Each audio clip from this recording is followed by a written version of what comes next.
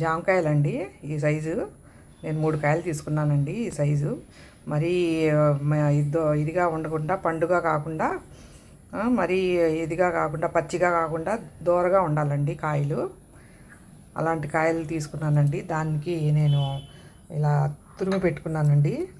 ఈ జామకాయని ఇలా కోసి ముక్కలు లేకుండా సీడ్స్ లేకుండా తీసేసి ఇలా అని తురుముకోవాలి. తురుముకున్న తర్వాత ఇలా వస్తుంది కదండి. దానికి మనం 1 కప్పు పాలండి, 1 కప్పు పంచదార, ఇదేమో పచ్చికోవానండి, ఇంట్లో ప్రిపేర్ చేసిందే. 2 టేబుల్ స్పూన్లు నెయ్యి అండి, కొద్దిగా జీడిపప్పు, కొంచెం బాదం పప్పు, కొద్దిగా పంకిన్ సీడ్స్ అండ్ ఏమో నల్ల ద్రాక్ష అండి, అదే కిస్మిస్ పళ్ళు. దాని తర్వాత కొంచెం యాలకుల పొడి, కొంచెం ఫుడ్ కలర్. సరే, ముందుగా తురుముకొని పెట్టుకున్నాం కదండి. ఇలా తీసి ఇలా తురుముకోవడమేనండి. మనం తురుముకుంటే చక్కగా ఇలాగా వచ్చేసుద్ది జామకాయ. నెయ్యి వేసి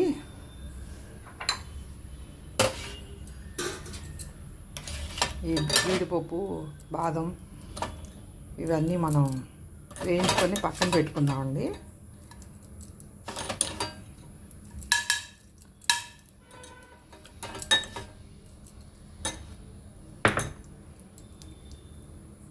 పొయ్యి మీద బాణీ పెట్టి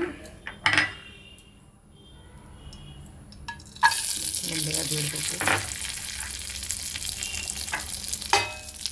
బాదం,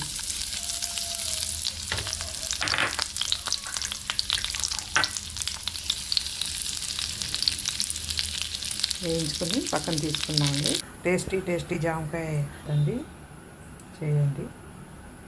బాయ్ అండి.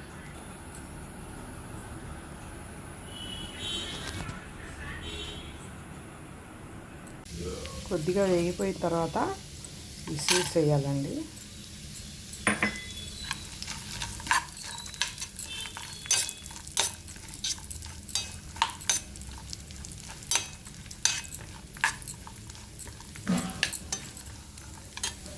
ఇవి తీసేసుకొని పక్కన పెట్టుకుంటే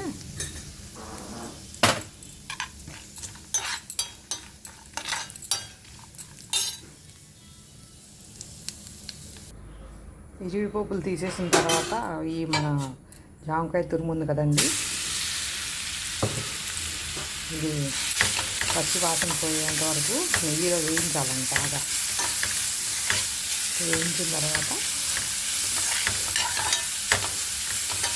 అప్పుడు దీంట్లో పాలు పోయాలి. ఇలా నేతిలో వేయించుకోవాలండి జామకాయ, పచ్చివాసన పోయేంత వరకు వేయించుకున్న తర్వాత పాలు పోయాలండి.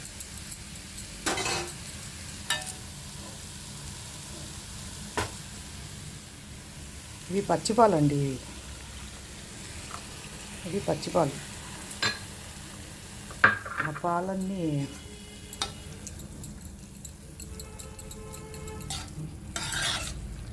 దగ్గరికి వచ్చేసిన తర్వాత అప్పుడు పంచదార వేయాలండి.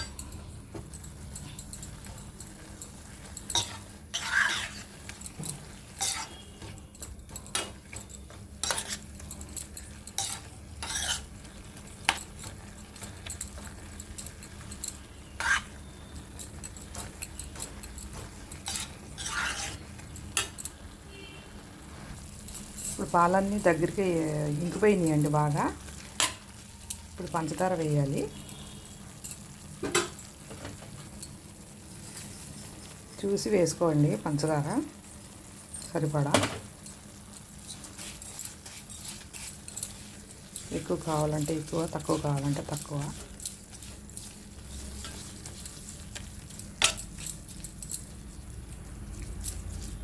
పంచదార అంతా కరిగిపోయేంత వరకు ఉడికించి ఇప్పుడు దీంట్లో పచ్చికోవా కలపాలండి. ఇందులోనే మనం ఇలాచీ పౌడర్ యాడ్ చేద్దాం.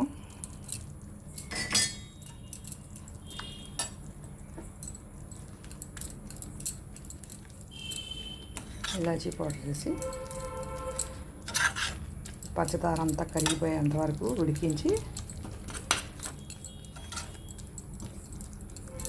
ఇప్పుడు పచ్చికోవా, ఫుడ్ కలరు ఇవన్నీ యాడ్ చేద్దాం.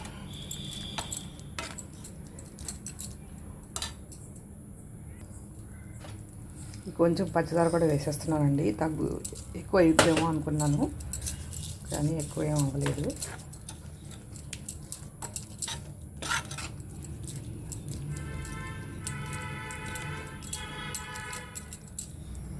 జామకాయలు, దోరకాయలు తీసుకోవాలండి హల్వాకి ఎప్పుడైనా సరే.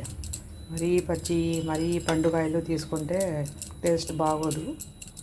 దోరకాయలు తీసుకుంటే టేస్ట్ బాగుంటుంది. ఇప్పుడు పాకం దగ్గరగా వచ్చేసింది కదండి, పంచదార పాకం. ఇప్పుడు మనం కోవా కట్టాలి.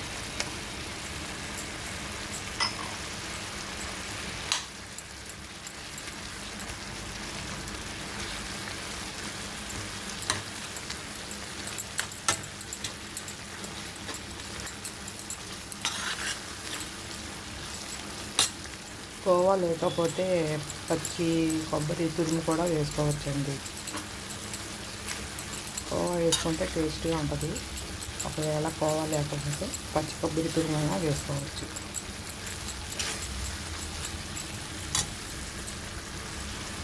దీంట్లోనే ఫుడ్ కలర్ వేద్దాం. కొంచెం జామకాయ అనేటప్పటికి మనకు గ్రీన్ కలర్ గుర్తుకు వస్తుంది కదండి, అందుకని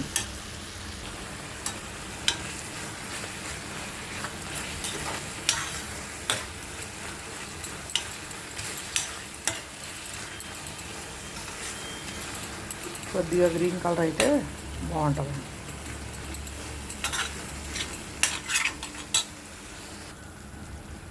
రెడీ అయిపోయిందండి జామకాయ హల్వా. దీన్ని హిందీలో అమృత్ ఫల్ అంటారు. అమృత్ కా ఫల్ అంటే జామకాయ అని అర్థం. ఇంకా అయిపోయిందండి. దీన్ని సర్వింగ్ బౌల్లో తీసేసుకున్నాము. అయిపోయిందండి.